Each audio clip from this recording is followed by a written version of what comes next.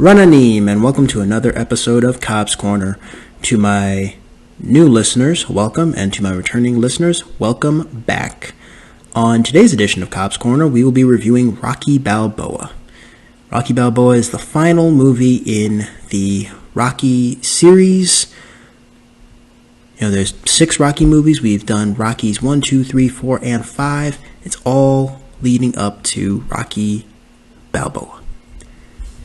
30 years after the ring of the first bell, Rocky Balboa comes out of retirement and dons his gloves for his final fight against the reigning heavyweight champion, Mason "The Line" Dixon.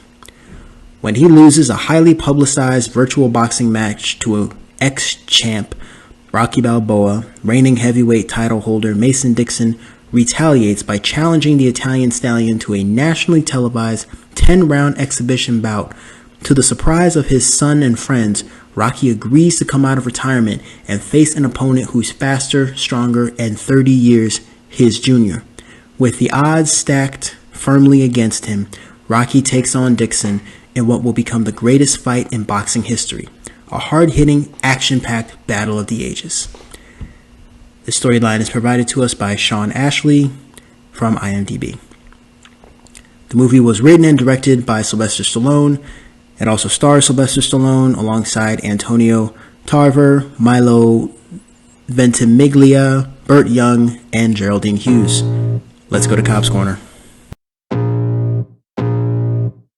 I can feel the blood creeping up from the heathens. Got will, got fight, got pride, got reason. If they wanna go eat, then you know I'm gon' feed them. If you're coming for me, hope you're ready for a demon. I got eyes in the back of my head, I'm seeing. Take me for granted and you know I'm leaving. I'ma take what's mine with the webs I'm weaving. I could take this crowd from seeing to believing. Got a taste for blood in my tongue.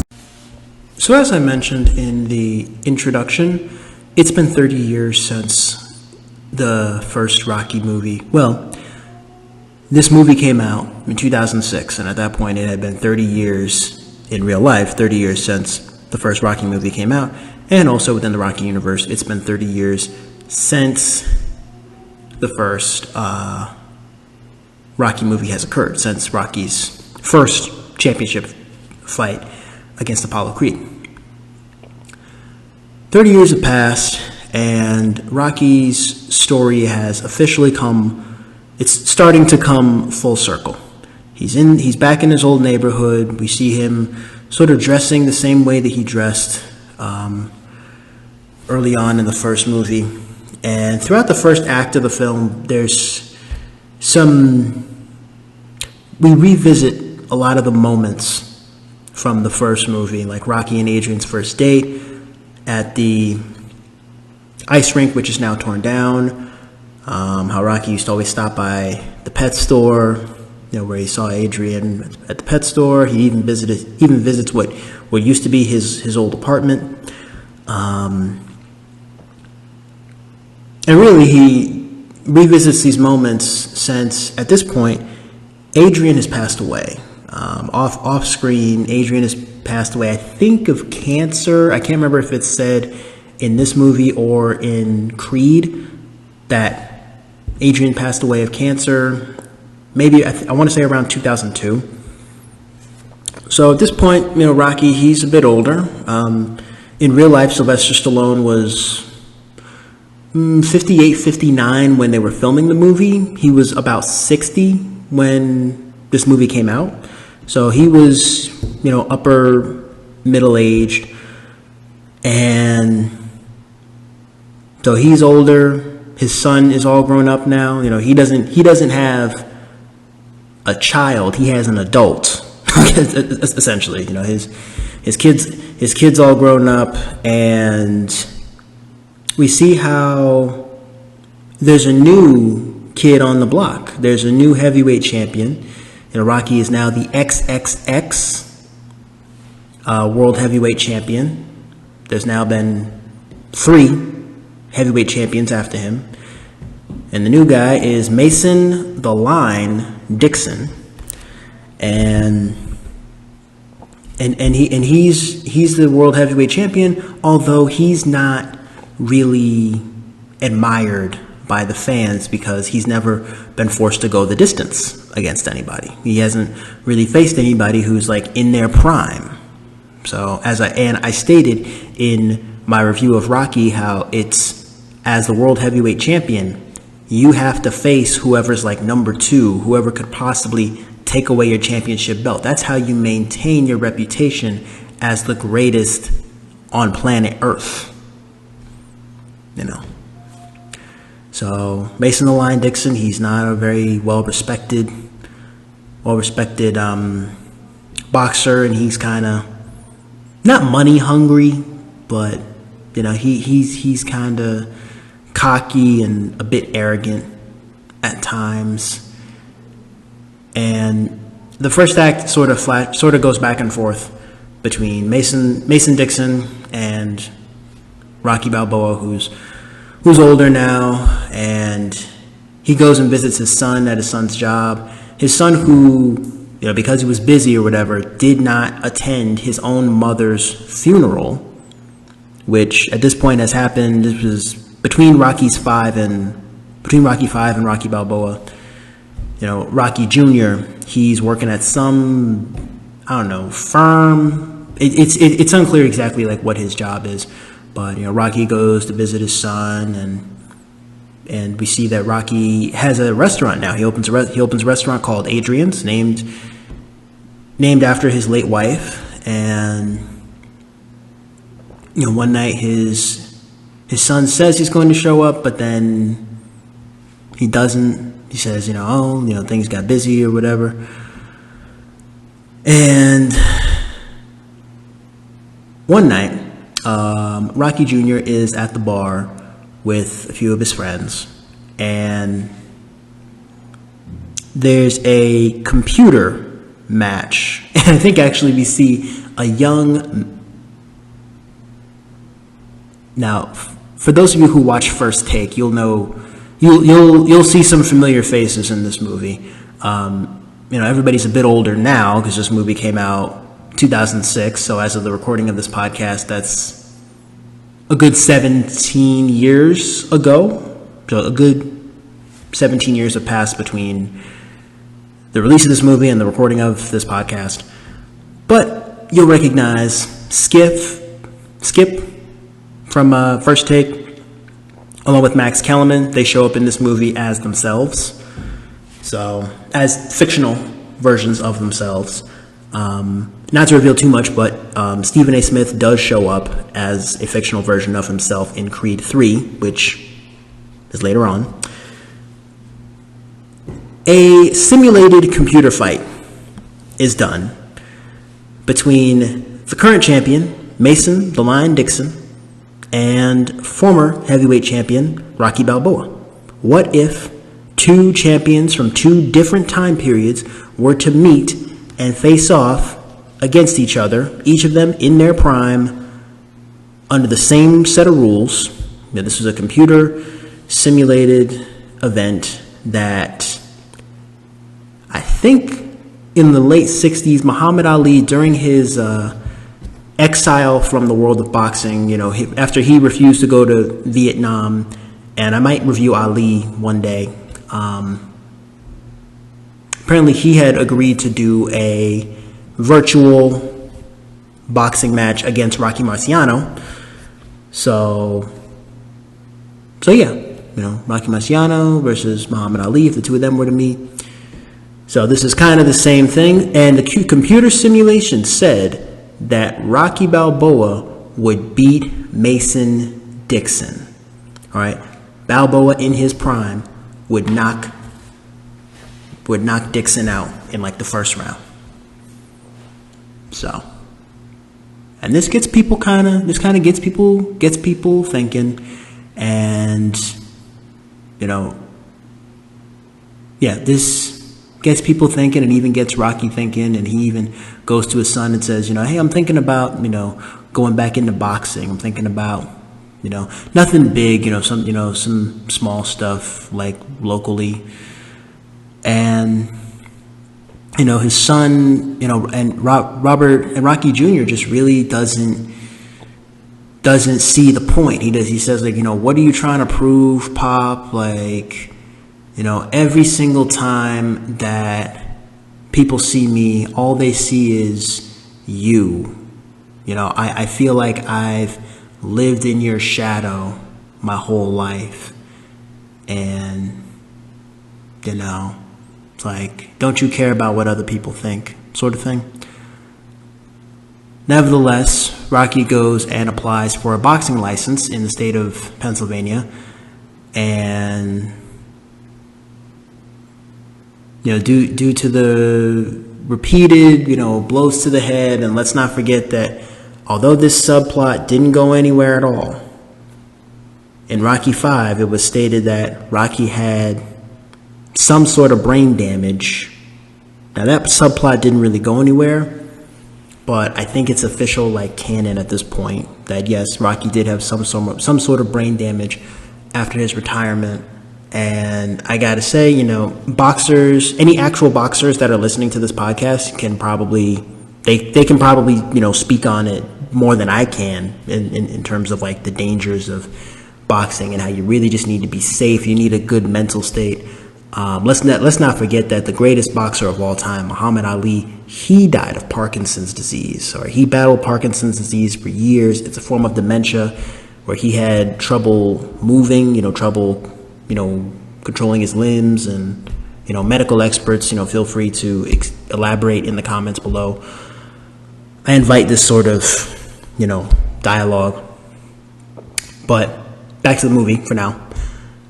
They deny his request for a boxing license. He requests a boxing license in the state of Pennsylvania. They deny him that boxing license, to which on Rocky's way out, he says, don't I have some sort of rights? Like, isn't there some piece of that document that was signed downtown? Doesn't it say that I have some sort of rights? He's referring, of course, to the Declaration of Independence and the Bill of Rights, the right to life, liberty, and the pursuit of happiness. And he says how, like, you guys are kind of denying me my right to life, liberty, and the pursuit of happiness. It's like, once you have done the work, once you've put your head down and grinded it out, and once you've like paid your dues and like done the work to get to where you are, nobody has the right to tell you no. Who are you guys to tell me not to, who are you guys to tell me that I can't go after what I want in life? Who are you to tell me that I can't go and start boxing again because it's what I want to do? And I've done the work, and I've like got receipts to show for it. I was a heavyweight champion. It's been 30 years. So who are you guys to tell me otherwise, essentially? That's definitely one of my favorite scenes.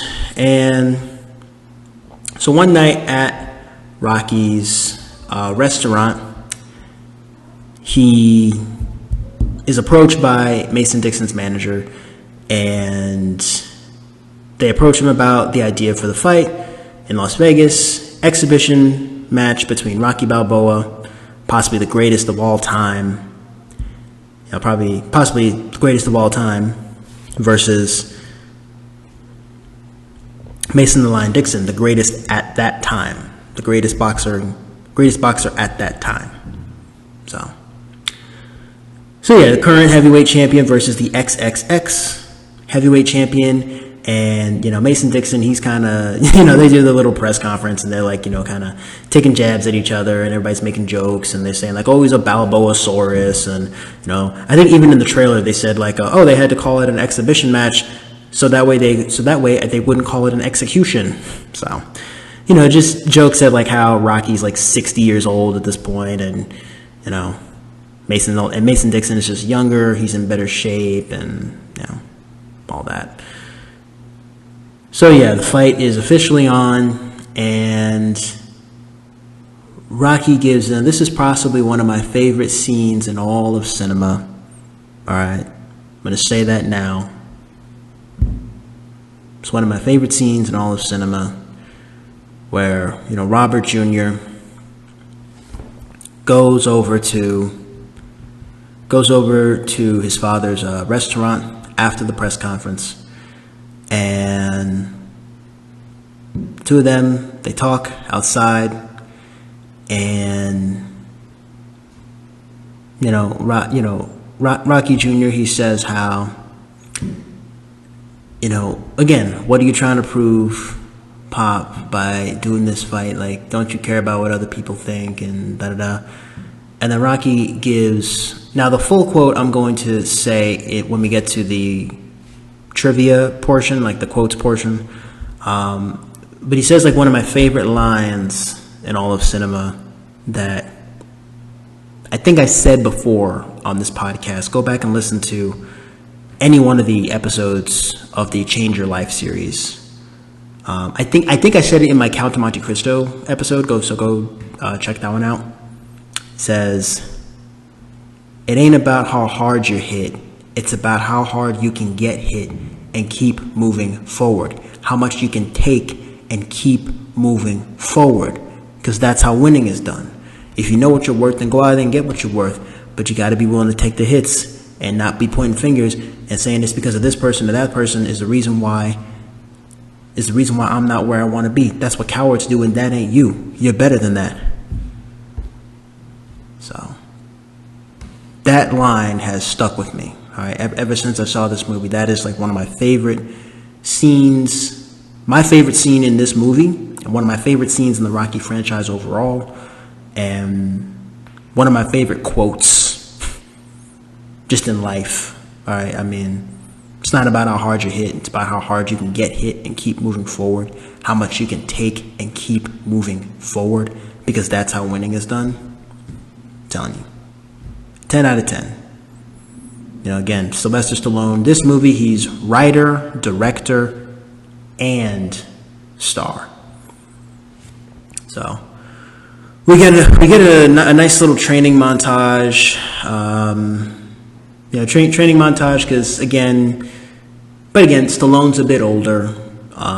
Duke, who is Apollo's trainer, he comes in. He helped train Rocky in Rockies 3 and 4. He comes back for Rocky Balboa and tells him how you need speed. You don't have that. And you've got calcium deposits on all your joints. So what we're going to have to depend on is blunt force trauma. Duke's essentially telling Rocky, you're old. You're not the same person you were 30 years ago. So we get a nice little training montage. We see Paulie. Paulie's retired now. He retires from packing meat.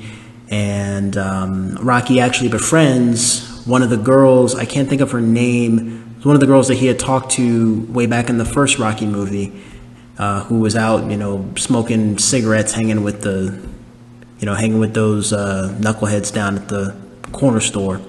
And Rocky kind of pulled her aside and kind of gave her that little pep talk. And then, she said, like, screw you, creepo. And so years later, here she is, bartender at a bar. And then he even hires her to be his hostess at his restaurant, because his current hostess was having a child. So his current hostess had gone on maternity leave. So he hires the girl from way back when to be, who's all grown up now and who's got a son named Steps, short for Stefan. Short for Steven. And so he hires her. She tells him to go after this, go after it. And Steps is now part of Rocky's team, his support team and that sort of thing. Each boxer has like their team in their corner. We get a nice training montage. We get to see Rocky run up those same steps in Philadelphia. All right. So again, we're really starting to capture, this movie succeeds where Rocky V failed.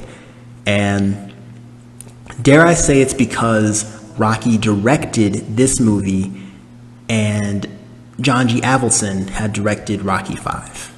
Rocky V, he was trying to make it like a sequel, but also like a remake of the first Rocky movie, but also not a remake of the first Rocky movie.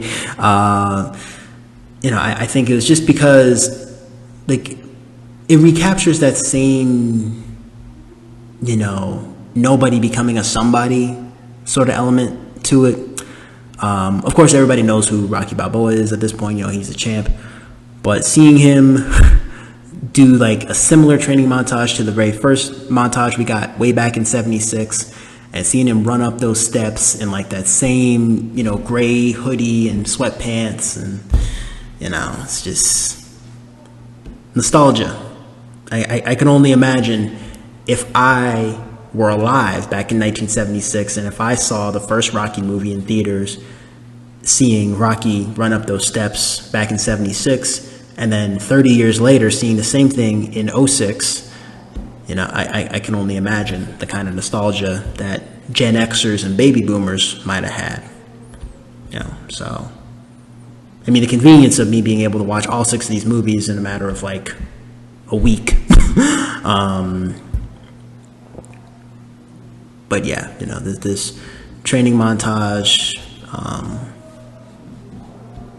was phenomenal. So the fight night arrives. Fight night arrives, and the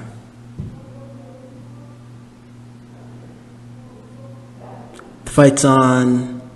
Rocky's got Duke, his son, Paulie, and Steps all in his corner. He's wearing the black and gold, the same colors that he wore when he fought Creed the second time in Rocky 2. And,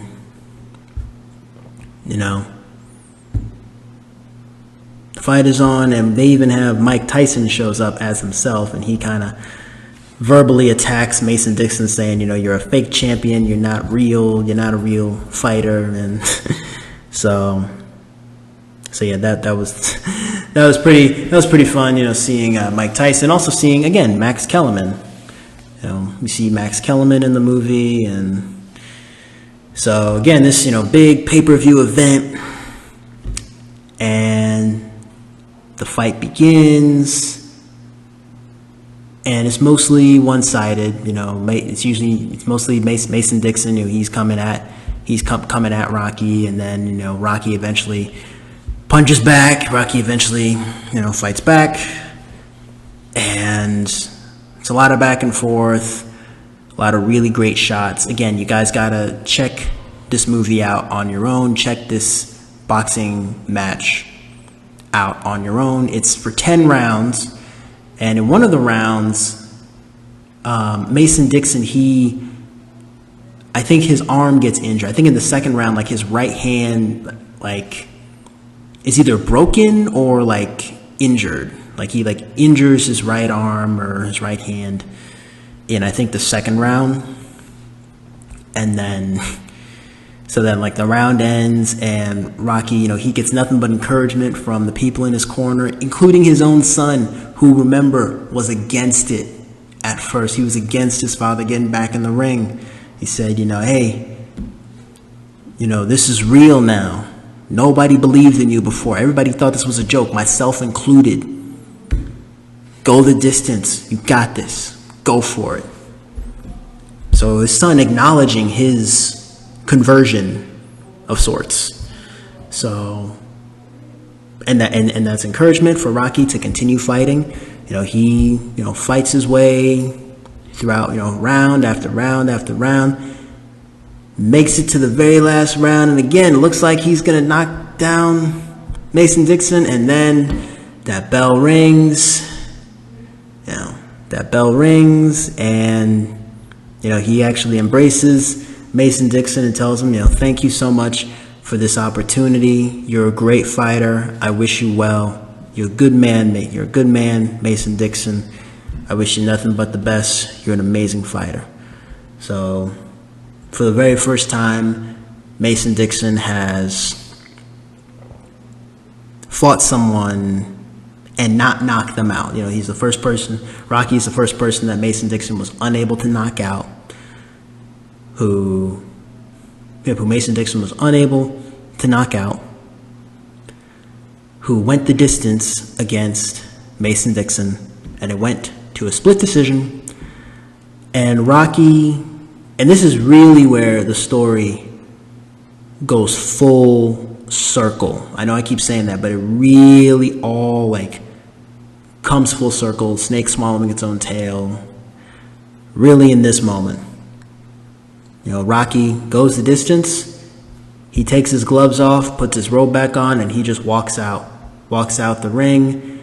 It goes to split decision. There was one judge who voted for Mason Dixon, another judge voted for Rocky, and then the third judge voted for Mason Dixon, who is still the current undefeated world heavyweight champion. Mason Dixon won the fight, Rocky won the night. You know, and the whole time the crowd is still chanting for Rocky.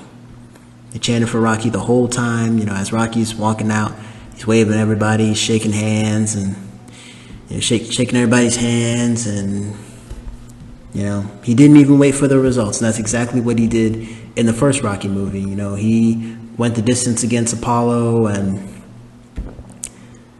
you know, went the distance against Apollo, and then all he was worried about was like, where's Adrian? Where is Adrian? You know, get all these microphones out of my face, guys. I don't care about the results. Like, I don't care about the results. You know, where is the love of my life? Where is Adrian?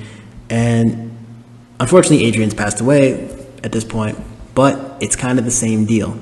At the end of Rocky Balboa, the fight's over. Rocky went the distance, and he didn't even wait for the results. He didn't even wait in the ring for the results. He said, all right, that's it. I'm done. And one of the last shots of the movie is we see Rocky shaking a fan's hand as he walks out, as he walks back towards the locker room. I can't remember if that's the last shot of the movie. There might be maybe like one other scene. Not sure. But that's the last part of the movie that I can remember. And yeah, those are my favorite parts, this little highlight reel of the movie. So on to the themes and analysis.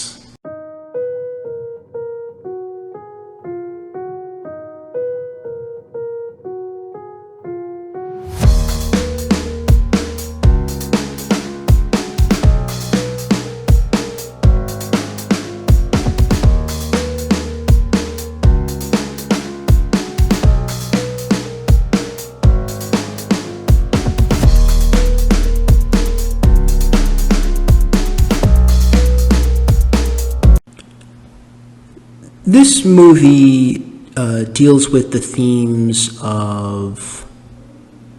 This movie deals with themes of endings, and never giving up and going after what you want in life.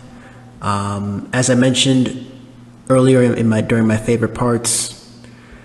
You know, Rocky, despite the recommendation against his boxing license by the state of Pennsylvania, he still goes ahead and, you know, petitions them to give him a boxing license. You know, he goes after what he wants in life, regardless of what other people say, regardless of what other people think, and the ability to just keep going and to never stop. And to always stay true to yourself, go after what you want in life, and doing it for yourself and not doing it for anybody else. And I think that's one of like, I know that was a mouthful, but I feel like that's like the main takeaway of this movie. Also, again, the themes of endings, the theme of like knowing that part of every story is the ending. That all stories must end at some point. So, knowing that, Rocky, knowing that his story will eventually come to an end, and this is the last Rocky movie. We see that he's a bit older now. I forgot to mention that he does still own Cuff and Link, the two turtles from the first Rocky movie. He's had them this whole time. But recognizing that you're not the same person that you were 10, 15, 20 years ago. I mean, even any of you listening, you're not the same person you were 5, 10, 15 years ago. You're not. You get older, you get wiser, things change. Rocky had been retired from boxing for years. He was a restaurant owner. That was that second act, if you will. I believe in second and third acts in life. Life is too short to just have one career. You're going to have to retire eventually, especially in sports. Especially in sports like boxing, basketball, football, baseball. I don't know if I've talked about it on this podcast specifically, but I think I said it on maybe one other podcast, that I always get a kick out of second acts and where people go after they retire, particularly with athletes like Michael Jordan, who is the owner of the Charlotte Hornets. Steve Kerr, he's the head coach of the Golden State Warriors. Larry Bird is the owner of the Indiana Pacers. So yeah, second acts and third acts in life are always interesting, for me anyway. I always get a kick out of where they go next. So second acts, endings, one story ends, another one begins, and being able to go after what you want in life, regardless of what anybody else tells you, all right? And things coming full circle. It all comes full circle. The story ends right where it began, in the exact same neighborhood in Philadelphia, only 30 years later. The neighborhood is different, but also some things are different and some things are the same. So yeah, those are the main themes, the main takeaways. Is stand up for what you believe in, go after what you want in life, and do it for your own approval, not for the approval of anybody else. I'd say maybe this movie is an honorary inclusion in our Change Your Life series, I would say. Rocky Balboa as well. But those are the main takeaways for Rocky Balboa. On to Rocky Balboa Plus.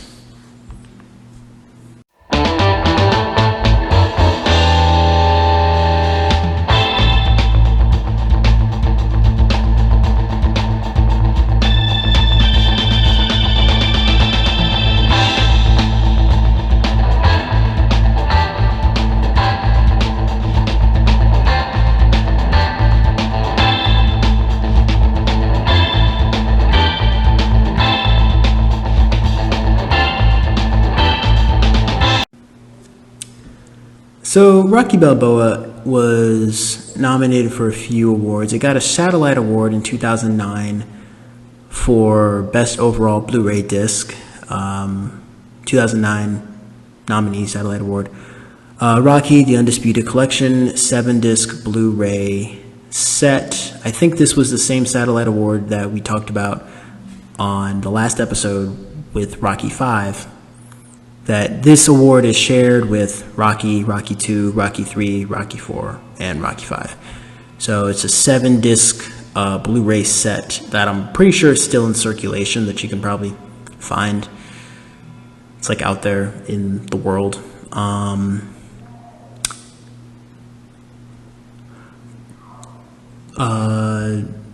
I think this is Italian. To my Italian listeners or listeners who speak Italian, feel free to correct my pronunciation, but I think it's Gran Premio Internazionale del Doppiaggio. That's either Italian or Portuguese, I'm not sure. 2007 nominee Audience Award for Best Voice Actress, Emanuela Muni, for the dubbing of Geraldine Hughes. Geraldine Hughes played the girl from 30 years ago who Rocky had talked to, and whose name I can't think of at the moment. But yeah, I guess Emanuela Muni was the dubbing for, I think, the Italian version of this movie, for the character played by Geraldine Hughes. Golden Schmoes Award, 2006 nominee, Golden Schmoes, biggest surprise of the year. Biggest surprise of the year. Yep, Rocky Balboa. All right. The Stinkers Bad Movie Awards, another kind of like Razzies.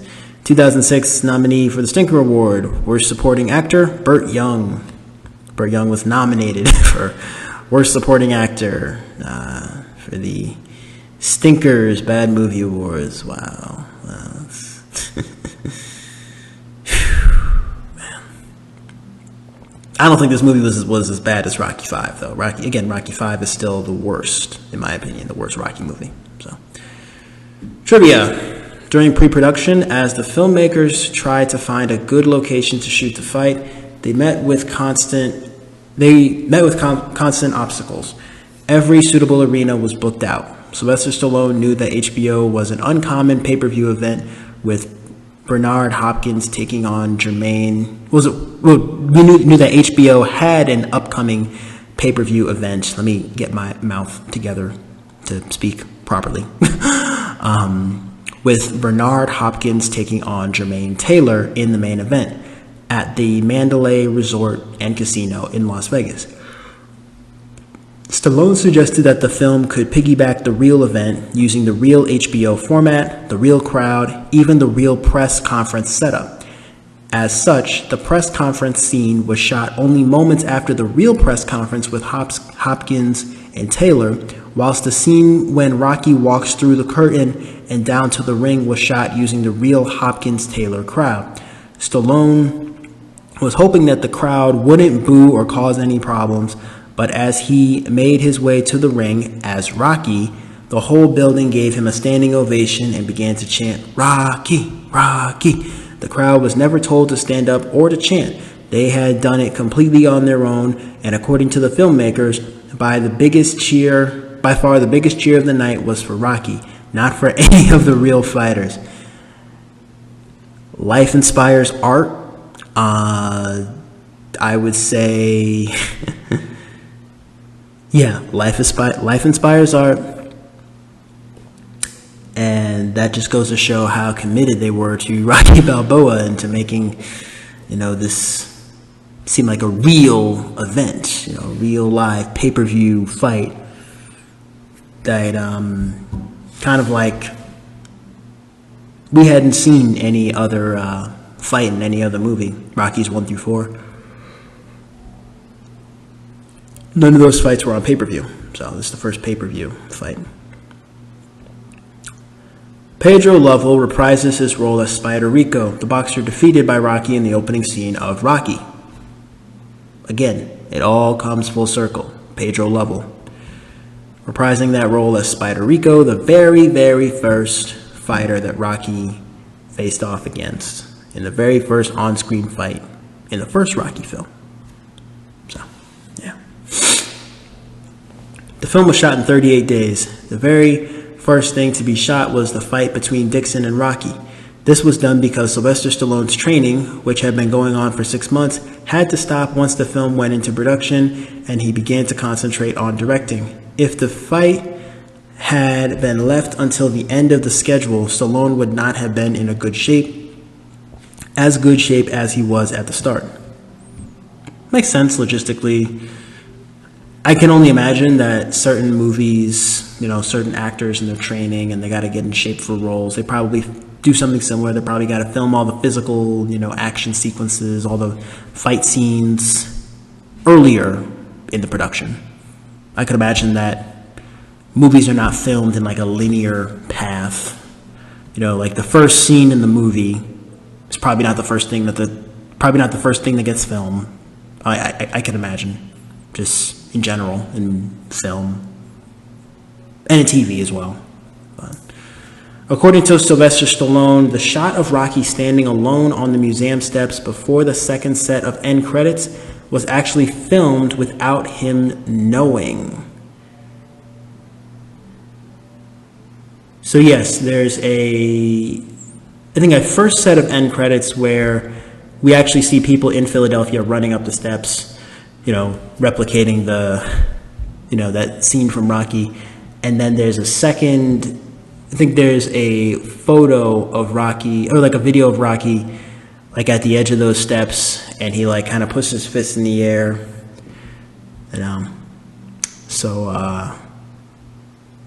But yeah, apparently that was filmed without Sylvester Stallone knowing. Made for a great ending though. Carl Weathers, Apollo Creed, was meant to appear in several flashback scenes, but Weathers had filed a lawsuit against Sylvester Stallone and MGM over alleged unpaid royalties from previous Rocky films, and producers were therefore forbidden from using his image. Yeah. I've talked about this. I think I talked about it in my last episode. I think I talked about it in Talk Time with the whole SAG-AFTRA strike and directors using certain actors' image and likeness. And so, at least Carl Weathers, suing Stallone and MGM, and forbidding folks to use his image and his likeness going forward. Definitely did the right thing, and I definitely hope that we see more actors come forth and be more stringent and more specific over, using their image and their likeness, whether they're dead or alive, using their image and likeness. This is definitely something that I predict actors will be more specific about and more strict about when they sign their contracts with these studios, whether it be MGM, Disney, Warner Bros., whomever. When you sign that contract, got to be specific about your image, your likeness, and royalties, and then it's also got to carry over into your will. After you've passed away, do you want your image and likeness to be used? A bit of goofs. Continuity. Right before the main event, the channel that is presenting the fight between Balboa and Dixon throws up some stats from the two fighters on the screen. The headshot they use for Rocky is taken from the upcoming fight that Rocky has not yet fought in. Wow. You eagle-eyed viewers who are contributing to this IMDb page, we salute all of you. But yeah, that lapse in continuity, I've seen this movie multiple times, and I have never noticed that. In the fight between Rocky Balboa and Mason the Lion Dixon, the bleeding cut under Rocky Balboa's right eye disappears and reappears several times. I feel like I might have noticed that. Because yeah, he does get cut in the first round, but yeah, they kind of stop the bleeding a bit, and yeah, it does tend to kind of come and go. When you compare the opening scene in the cemetery and the closing scene in the cemetery, Adrian's tombstone has moved to a different location. Okay. Somebody's really paying attention. Somebody's really paying attention to this movie, because I did not notice that at all. There was a scene where Robert, Rocky Jr., where he showed up to his mother's gravestone and left the flowers there, and Rocky was there as well, and so that scene I remember. But the tombstones had moved. Wow, didn't notice that. A gold chain around Marie's neck appears and disappears several times during a long exchange between herself and Rocky outside of her row house. Marie is the name of the girl who Rocky sees again after 30 years, who has a son named Steven Steps, Marie. Well, you figure, again, they probably got like the best take out of for each line. You got like the best take and put them together. So, hair and makeup and wardrobe. So,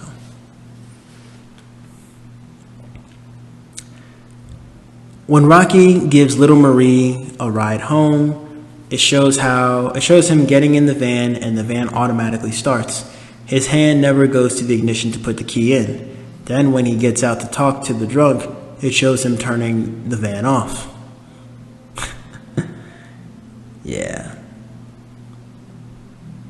Well, a gap in continuity. Yeah. It's a gap in continuity. Yeah. His hand never goes to the ignition. Never goes to the ignition. No.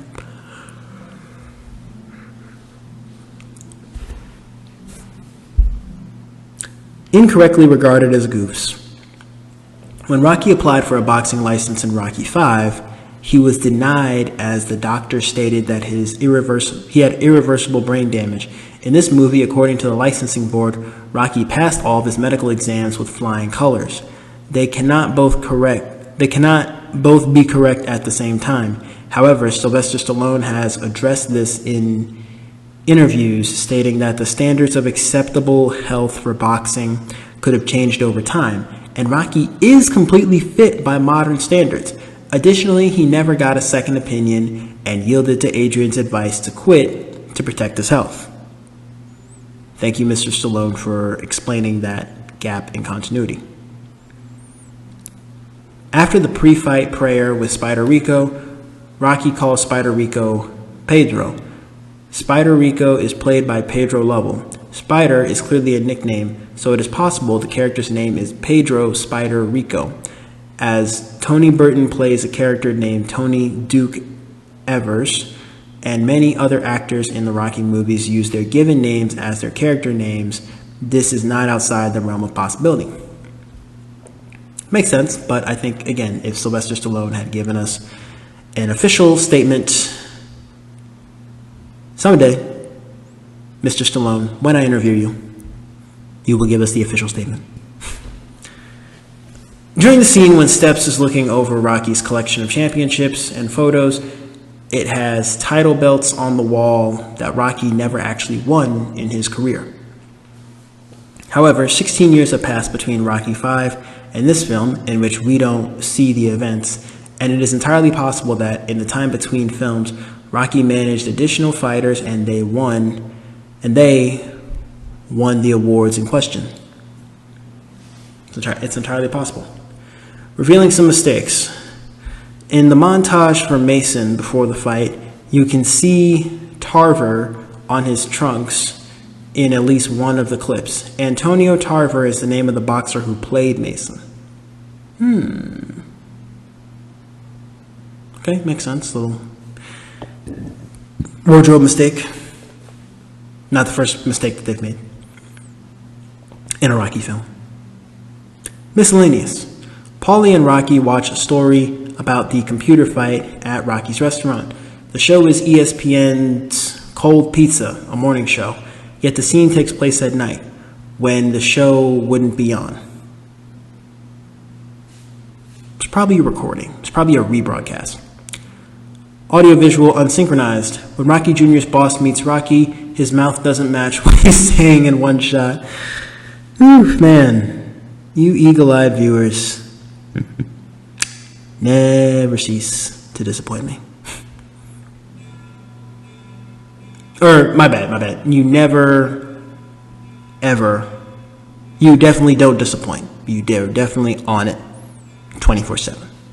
Eagle-eyed viewers, salute. Gotta say that a couple times. Crew or equipment visible. The shadow of a microphone is visible on Rocky's red t-shirt when he goes outside the restaurant to talk to Rocky Jr. I didn't really notice that, but again, if you say so. Plot holes. When Rocky fights Dixon, it shows his record as 57-23-1. He was 44-20 going into his first match with Apollo. He lost to Apollo, then beat him, then had 10 title defense victories. His record at that point was 55-21. After splitting with Clubber Lang, he was 56-22. One more fight against Drago makes 57-22. The draw could have been the fight with Thunder Lips in Rocky III, but where did the additional defeat come from? Interesting question.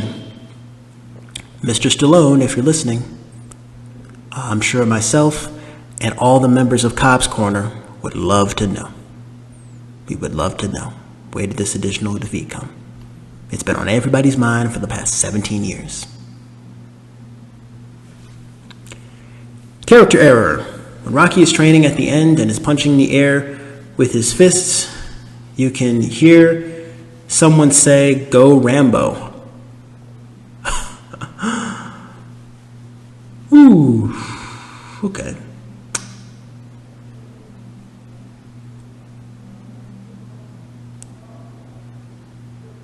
Wrong Sylvester Stallone character. Although, I do love the Rambo movies, but same actor, different character. Make that separation. At the conclusion, in the first round of the main event, the announcer states Rocky lands 9 of 13 punches, but he clearly throws more. Roughly 30 punches thrown, and he lands roughly 25.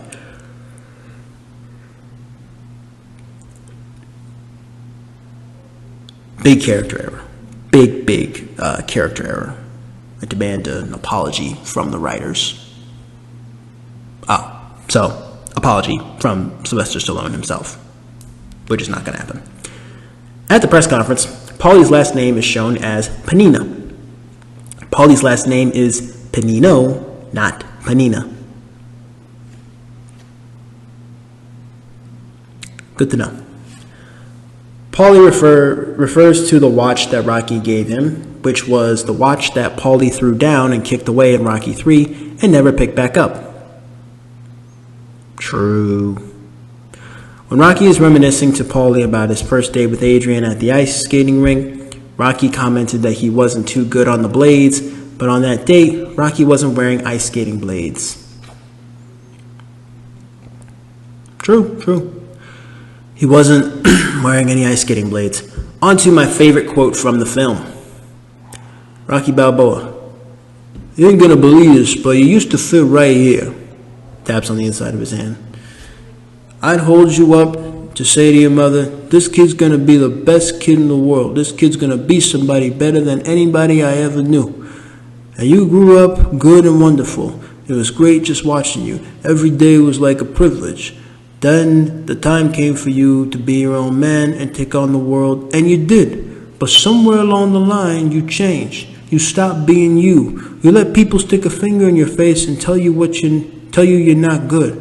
And when things got hard, you started looking for someone to blame, like a big shadow. Let me tell you something you already know. The world ain't all sunshine and rainbows. It's a very mean and nasty place, and I don't care how tough you are, it will beat you to your knees and keep you there permanently if you let it. You, me, or nobody is going to hit as hard as life. But it ain't about how hard you hit. It's about how hard you can get hit and keep moving forward. How much you can take and keep moving forward. Because that's how winning is done. Now, if you know what you're worth, then you go out and get what you're worth. But you gotta be willing to take the hits and not pointing fingers saying you ain't where you want to be because of him or her or anybody. Cowards do that, and that ain't you. You're better than that. I'm always gonna love you no matter what. No matter what happens. You're my son and you're my blood. You're the best thing in my life. But until you start believing in yourself, you ain't gonna have a life. Don't forget to visit your mother.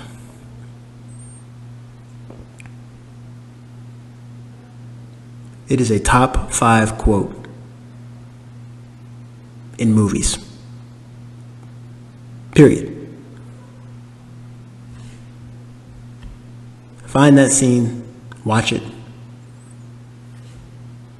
Rewind this podcast and go back and listen to that quote again.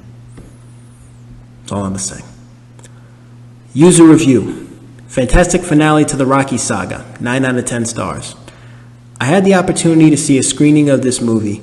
Having been thoroughly disappointed with Rocky V, I didn't have high hopes for this movie. I am very happy to say this movie brings the Rocky series to the rightful close that the fifth left so empty. This movie isn't so much about the boxing itself, but getting back to the roots of the Rocky story.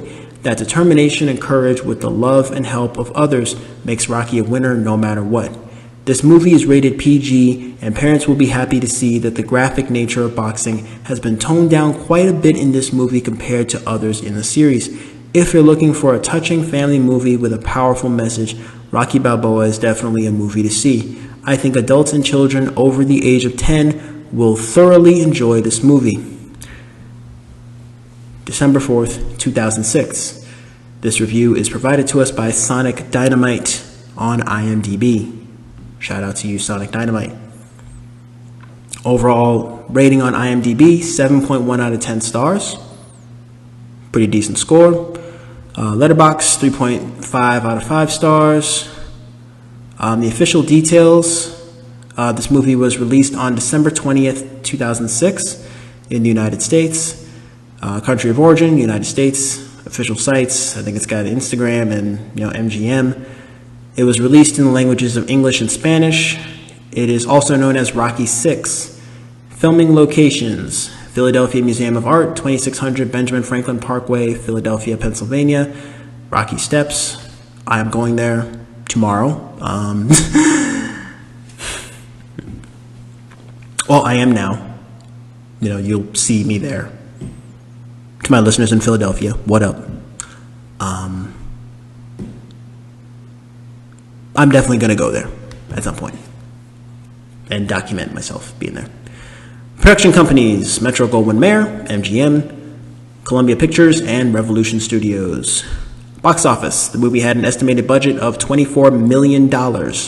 Its gross domestic box office haul was $70.2 million. Opening weekend in the U.S. and Canada, it made over $12 million its opening weekend, so the movie did make a profit domestically. Worldwide, it made over almost 156 million. So that's, even domestically, that's like 70,000. So over twice, almost 3 times its reported budget domestically in the United States. And then worldwide, $155.9 million. So it's a decent payday. Decent payday for everybody. Lastly, Rotten Tomatoes. Tomato meter score, 78%. Audience score, 76%. I'm maybe with the audience on this one, maybe 76, because I think it's a fun movie. It comes full circle. Again, Sylvester Stallone is old at this point. He's 60 years old in real life and on screen, I guess. And not taking anything away from this movie. I still think it's a good movie. I still think that it's a fun movie. Although I wouldn't consider it the best in the series, if that makes sense. Critics' consensus: impulsive but entertaining and poignant. Rocky Balboa finds the champ in fighting form for the first time in years. Where to watch? Rent Rocky Balboa on Apple TV, Vudu, Amazon Prime Video, or buy it on Apple TV, Vudu, and Amazon Prime Video. If you get to all my returning listeners, you will know that I'm old school and I watched this movie on DVD. All right. If you liked what you heard today, then don't forget to give us a 5-star review on Spotify and Apple Podcasts. If you've got a movie or movie series you want me to review next, then all you got to do is hit me up on Instagram or TikTok. You can also email me at cobbscornerpodcast@gmail.com. All of that information is in the show notes below. If you made it to the end of this episode, I greatly appreciate it. Be sure to turn on those post notifications so you get notified when I post, and tune in to Talk Time with Morgan Cobbs every Sunday morning at 8 a.m. Chuk Standard Time, live on YouTube, available everywhere else the next day. And I hope you guys enjoyed your stay here at Cobbs Corner, your one-stop shop for all things TV, film, and pop culture. As always, I'll talk to all of you in the next episode. Peace.